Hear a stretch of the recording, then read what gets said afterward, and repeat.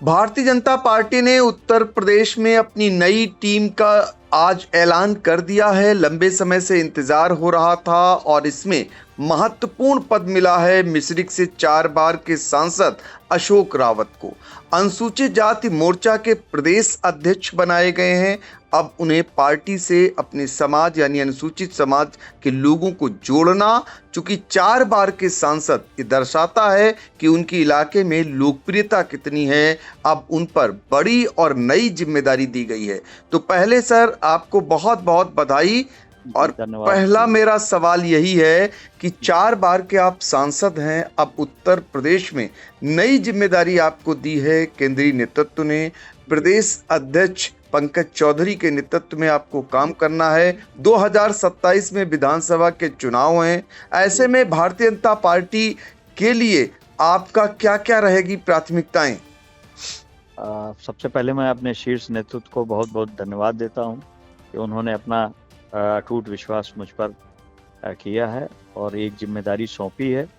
मैं ईमानदारी, निष्ठा से पूरी तरीके से उसको निभाने का काम करूँगा और आने वाले समय में 27 में विधानसभा का चुनाव है।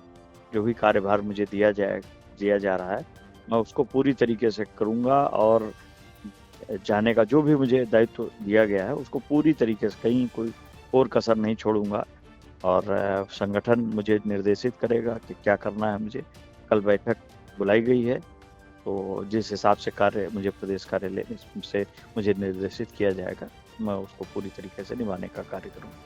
अशोक रावत जी, जिस समाज से आप आते हैं, पासी समाज से, बड़ी जिम्मेदारी है उस समाज को भाजपा से और अधिक जोड़ने की। तो उसके लिए भी आपका आगे जी। प्रयास कैसा रहेगा? पूरा प्रयास करूँगा और हमारे तो अपने 3 जनपद हैं, सीतापुर, हरदोई और कानपुर नगर, तो आप जानते ही हैं कि हमारी लोकसभा का हिस्सा पार्ट है। इसके अलावा उन्नाव है हमारे बगल में, लखीमपुर है, बाराबंकी है, लखनऊ है। तो ये सब जगहों पर हमारे काफ़ी संपर्क भी है और इसके अलावा भी बहुत जगहों पर आना-जाना रहा है। 4 बार का सांसद हूँ, बहुत से लोगों से संपर्क रहा है। सामाजिक जो हमारे स्वजाति बंधु हैं, वो लोग काफ़ी जुड़े रहे हैं और पार्टी का सहयोग उन्होंने हमेशा किया है और लगातार करते चले आए हैं और करते भी रहेंगे। और मुझे जो आशीर्वाद शीर्ष नेतृत्व ने दिया है, उससे काफ़ी लोगों में उत्साह है। बहुत से लोगों का फ़ोन भी आया, स्वजाति बंधुओं का भी आया, इसके अलावा भी अनुसूचित वर्ग के और भी जो समाज है, उनका भी फ़ोन आया। सबने मुझे इस बात का स्वागत किया है, धन्यवाद भी, मुझे बधाई दी है। तो मैं जी। पूरी कोशिश करूँगा कि अपने स्वजाति समाज के साथ-साथ अन्य वर्ग को भी पूरी तरीके से भाजपा की मूलधारा में लाने का प्रयास करूँ। अशोक रावत जी, आपसे आखिरी सवाल ये है कि आपका समाज, पासी समाज, जिसका अपना गौरवशाली इतिहास रहा है, कई राजाओं का अपने किले हैं, उनका अपना इतिहास है, दोनों जगह आपकी सरकार है, उन किलों का पुनरुद्धार कई जगह करने की मांग उठती रहती है, उनको विकसित करने की मांग रखती है। आगे उनके लिए आप क्या करेंगे? पूरा प्रयास करूँगा। यशस्वी हमारे माननीय रक्षा मंत्री जी ने बिजली पासी किले का सौंदर्यीकरण कराया। माननीय महाराज जी ने, मुख्यमंत्री योगी आदित्यनाथ जी ने भी उसके उद्धार के लिए काफ़ी कुछ किया है वहाँ पर। और भी प्रयास करूँगा कि माननीय मुख्यमंत्री जी से उसको और पर्यटन स्थल के रूप में घोषित करने की मैं उनसे माँग करूँगा।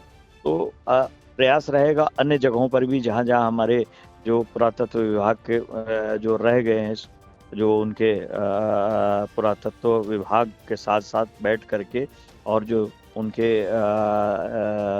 जो किले हैं, उनके अवशेष जो बचे हैं, उनको बचाने, संरक्षण और इसके साथ-साथ उसका विकास वहाँ पर पर्यटन के रूप में कराने का प्रयास करूँगा। और लोकसभा चुनाव में जो डेंट लगा है, उसको दूर हो पाएगा विधानसभा चुनाव में? बिल्कुल दूर होगा। जी। पार्टी ने इसीलिए मुझे आगे किया है और मैं पूरी तरीके से हर ज़िले और पूरे जो 78 ज़िले हैं, उनमें जाने का प्रयास करूँगा और वहाँ जा कर के पूरी एक-एक सीट पर जहाँ-जहाँ पर हमारी स्वजाति बंधु हैं, इसके अलावा भी सभी को लेकर के प्रयास करूँगा कि मूलधारा में ला कर के भाजपा की सरकार पुनः बने और योगी जी पुनः मुख्यमंत्री बने। तो भारतीय जनता पार्टी ने एक ऐसे जनप्रतिनिधि को जो 4 बार के सांसद हैं उनकी पकड़ दर्शाती है, 3 जनपदों का प्रतिनिधित्व करते हैं और पासी समाज से आते हैं और अब अनुसूचित जाति मोर्चा का प्रदेश अध्यक्ष बनाकर 2027 विधानसभा चुनाव में पार्टी को मजबूती प्रदान करने के लिए नई जिम्मेदारी दी है। उनकी प्राथमिकताएं क्या हैं, आई इंडिया से आपने साझा किया। अशोक जी, आपका बहुत बहुत धन्यवाद। खबर आपकी, नजर हमारी। देखते रहिए आई इंडिया।